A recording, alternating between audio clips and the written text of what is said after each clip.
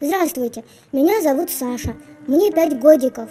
Когда меня еще не было, моя мама решила пожениться на моем папе. А потом появился я, и мы часто вместе гуляли. А однажды мама с папой сильно поругались, они очень кричали, мама плакала. Мама сказала, чтобы я ждал в другой комнате, а мне было страшно одному.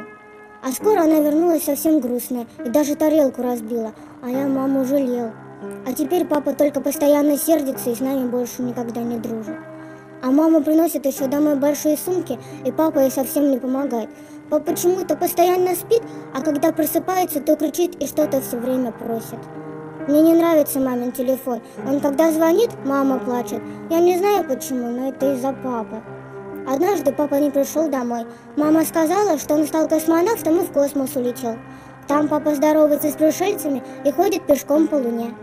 А в садике ребята часто не хотят со мной играть, а я играю с ракетой, которая похожа на папину.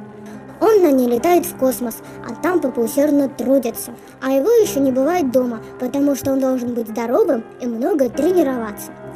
А пока папы нет, мы с мамой любим смотреть на звезды и петь песни. И когда я вырасту, я построю большой дом. Там я буду жить с мамой и кошкой-няшкой. А потом папа вернется домой и будет с нами всегда-всегда и никогда не улетит.